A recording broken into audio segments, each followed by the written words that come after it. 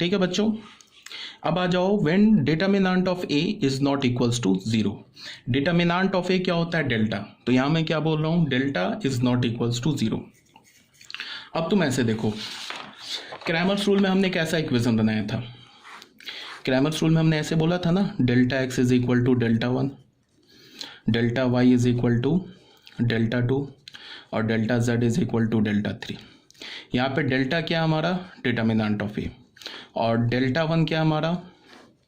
Determinant of D one D two D three, B one B two B three, C one C two C three. Obviously बात है ये zero हो जाएगा। क्यों zero हो जाएगा? Because D one D two D three zero है। क्यों ज़ीरो है? बिकॉज बी मैट्रिक्स एक नल मैट्रिक्स है। तो डेल्टा टू में क्या होगा? ये जो D one D two D three है सेकेंड कॉलम में आ जाएगा। फर्स्ट कॉलम में क्या होगा? A one A two A three, तो डेल्टा टू भी ज़ीरो हो जाएगा। डेल्टा थ्री में क्या होगा? ये जो D one D two D three है थर्ड कॉलम में आ जाएगा, तो डेल्टा थ्री भी ज़ीरो। ठीक है। अब देखो हमारे पास इक्वेशन क्या मिला, और डेल्टा क्या हमारे पास? Not equals to zero. तो हमारे पास क्या मिला? Delta x is equal to delta one. तो यहाँ से क्या बोलोगे? X is equal to delta one, तो ज़ीरो है, तो ज़ीरो अपॉन डेल्टा, और डेल्टा क्या हमारा? नॉट इक्वल्स टू ज़ीरो, तो ये क्या हो जाएगा? ज़ीरो। तो एक्स की वैल्यू क्या मिल गई हमें? ज़ीरो। तो फिर डेल्टा वाई क्या हमारे पास? Delta two. सेम लाइन से y is equal to zero. Delta z is equal to delta three, यहाँ से क्या मिल जाएगा? z is equal to zero. तो हमें क्या पता चला? x is equal to Y is equal to z is equal to zero. तो मैं क्या बोल रहा हूँ? मैं ये बोल रहा हूँ कि अगर हमारे पास B एक नल मैट्रिक्स है, इसी पर हम बात कर रहे हैं कि अगर B हमारे पास नल मैट्रिक्स है तो सिस्टम ऑफ इक्वेशन क्या हो जाएगा? होमोजीनियस। और अगर सिस्टम ऑफ इक्वेशन होमोजीनियस है और उस केस में अगर हमारा delta not equals to zero है, means determinant of A not equals to zero है, तो सिस्टम ऑफ इक्वेशन में ये क्या होगा? यूनिक सॉल्यूशन मिलेगा। और वो यूनिक सॉल्यूशन क्या होगा? x is equal to Y is equals to zero. Means क्या होगा? ये सॉल्यूशन कैसा मिला हमें? ट्रिवियल सॉल्यूशन मिला। अभी बताया ना, ट्रिवियल सॉल्यूशन है x zero y zero z zero. तो कहने का क्या मतलब है कि अगर तुम्हारे पास homogeneous set of equation given है और उस होमोजीनियस सेट ऑफ इक्वेशन में determinant of A non zero मिले, तो उस केस में क्या होता है? हमें यूनिक सॉल्यूशन मिलता है और ट्रिवियल सॉल्यूशन मिलता है। हम क्या बोलेंगे? If determinant of A is not equals to zero and B matrix is a null matrix, det is D one is equal to zero, D two is equal to zero and D three is equal to zero, तो हमारा system of equation क्या हो जाएगा? Homogeneous. अगर homogeneous system of equation में delta तुम्हें non zero मिल जाए, this means that the solution of the system of equation is unique and trivial solution. Unique भी होगा और साथ में क्या होगा बच्चों? ट्रिवियल सॉल्यूशन होगा। ठीक है, यहाँ तक तो कोई प्रॉब्लम नहीं होनी चाहिए आई थिंक। इसी बात को मैंने यहाँ पे लिखा है। तो अगर डेल्टा इज इक्वल टू हमारा determinant of A is equal to zero है, तो यहाँ पे x into determinant A delta one के इक्वल होता है, y into determinant of A delta two के इक्वल होता है, z into determinant of A delta three के इक्वल होता है। तो यहाँ हमने क्या बोला? x is equal to zero हो गया, y is equal to z is equal to zero हो गया, because delta one delta two delta three तीनों ज़ीरो के इक्वल है, because D one D two D three zero है तो delta one zero. यहाँ सेकेंड कॉलम क्या है कि तीनों एलिमेंट ज़ीरो है तो डेल्टा टू भी ज़ीरो। यहाँ थर्ड कॉलम के तीनों एलिमेंट ज़ीरो है तो डेल्टा थ्री भी ज़ीरो।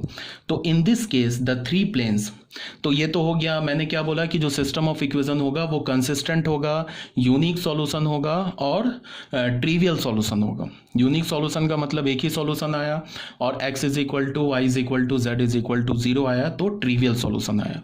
इसको यहाँ ना मैंने प्लेन वाइज एक डायग्राम बना के यहाँ पे समझाने की कोशिश की है। प्लेन वाइज क्या हो रहा होगा कि तीनों प्लेन्स एक पॉइंट से पास कर रहा होगा, और वो पॉइंट क्या होगा? ओरिजिन। कब की बात कर रहे हैं? फिर से बोल रहा हूँ, when system of equation is homogeneous, that is B matrix is a null matrix and delta is equal to zero, तब की बात कर रहा हूँ। तो क्या हो रहा होगा? प्लेन वाइज क्या हो रहा होगा कि ऐसे तीन प्लेन्स बने होंगे। ये 3D में मैंने कुछ बनाने की कोशिश की है। तो तीनों प्लेन्स जो होगा एक पॉइंट पे कट कर रहा होगा। मैंने क्या बता रखा है कि तीन प्लेन्स जो होंगे या क्या हो सकता है कि तीनों प्लेन्स एक पॉइंट पे कट करे, या तीनों प्लेन्स एक लाइन पे कट करे, या तीनों प्लेन्स कॉन्साइड कर जाए। अगर पॉइंट पे कट करेगा तीनों प्लेन तो एक सॉल्यूशन मिलेगा। अगर तीनों प्लेन एक लाइन से पास करेगा या लाइन पे कट करेगा, डेट इज कोएक्सियल प्लेन होगा, तो फिर इन्फिनाइटली मेनी सॉल्यूशन होगा 1 पैरामीटर में। अगर तीनों प्लेन कोइंसाइड कर जाए तो भी इन्फिनाइटली मेनी सॉल्यूशन होगा 2 पैरामीटर में, ये ऑलरेडी बता रखा है। तो इस केस में क्या हो रहा होगा कि जो तीनों प्लेन्स है ना वो एक पॉइंट से पास कर रहा होगा, मीन्स वो पॉइंट क्या होगा, ओरिजिन। तीनों प्लेन्स जो है ओरिजिन से पास कर रहा होगा, ठीक है। तो ये हमारा ट्रिवियल सॉल्यूशन हो गया और यूनिक सॉल्यूशन हो गया, सिस्टम ऑफ इक्वेशन कंसिस्टेंट हो गया। तो यही बात यहाँ फिर लिखी हुई है, delta is equal to determinant of A is not equals to 0, then X is equal to Y is equal to Z is equal to 0, unique and trivial solution. अब यूनिक एंड ट्रिवियल सॉल्यूशन को हम लोग निकालेंगे कैसे, वो ऐसे तुम देख लो। हमारे पास स्टार्टिंग में इक्वेशन क्या है, A x is equal to B. ये तो हम किसी भी इक्वेशन को लिख सकते हैं, 3 वेरिएबल्स और 3 इक्वेशन हो उसको इस फॉर्म में लिख सकते हैं, A x is equal to B के फॉर्म में। अब यहाँ पे क्या है, बी हमारा क्या गिवन है, नल मैट्रिक्स। तो हमारा इक्वेशन क्या हो गया, A x is equal to null, ठीक है। अब अगेन क्या है, डिटर्मिनेंट ऑफ ए ये 0 के इक्वल नहीं है। इसका क्या मतलब हो गया, ए इनवर्स एग्जिस्ट हो गया, ठीक है। ए इनवर्स एग्जिस्ट हो गया तो हमने ए इनवर्स से दोनों साइड प्री मल्टीप्लाई कर दिया, तो ये हो गया A inverse into null matrix. Associative rule use कर लिया तो A inverse into A into capital X, ये नल मैट्रिक्स हो गया। ए इनवर्स इंटू ए आई हो गया, आई इंटू एक्स, ये एक नल मैट्रिक्स हो गया। यहाँ से एक्स हमें क्या मिला, नल मैट्रिक्स मिला। एक्स किसके इक्वल है, ये है मैट्रिक्स एक्स वाई जेड के इक्वल। इसको हमने किसके इक्वल कर दिया, 0 0 0 के इक्वल। तो यहाँ से हमें क्या मिल गया, X is equal to Y is equal to Z is equal to 0, trivial and unique solution, ठीक है। ये प्लेन बनाने की ज़रूरत नहीं है, ये मैंने थोड़े अच्छी अंडरस्टैंडिंग के लिए प्लेन बनाया, ये तुम्हें बनाने की ज़रूरत नहीं है, ठीक है। ये नहीं कि ये प्लेन तुम्हें बनाना है या ये प्लेन जेईई मेंस या एडवांस में पूछेगा कि बताओ कि जब ट्रिवियल सॉल्यूशन होगा और तीनों प्लेन ओरिजिन से पास करेगा तो वो डायग्राम बना के बताओ, ऐसा कुछ नहीं होने जा रहा। ये तो एक अच्छी अंडरस्टैंडिंग के लिए मैंने प्लेन ड्रॉ किया है, ठीक है। यहाँ तक तो क्लियर होना चाहिए। देखो जेईई मेंस और जेईई एडवांस में क्वेश्चन कैसे आते हैं, एक दो क्वेश्चन, कुछ क्वेश्चंस मैंने तुम्हें व्हाट्सएप पे कराया भी है। वो जनरली क्या होता है कि वो पूछेगा कंसिस्टेंट है या इनकंसिस्टेंट है, यूनिक सॉल्यूशन है या इन्फिनाइटली मेनी सॉल्यूशन है या नो सॉल्यूशन है।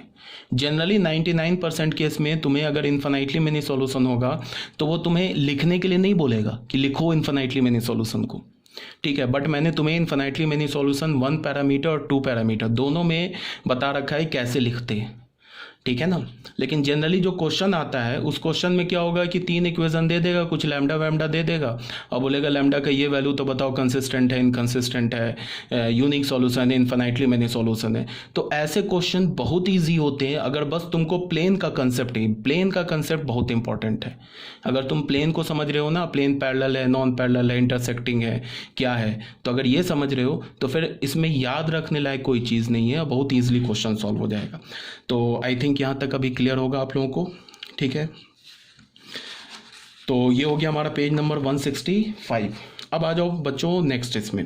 अब केस 2 में हमने क्या बोला कि when delta is not equals to 0, ठीक है। केस 1 था हमारा ये, when delta is not equals to 0, ठीक है। सॉरी ये गलत लिखा है, when delta is equals to 0, sorry ये करेक्ट कर लेना बच्चों आप लोग अपने इसमें।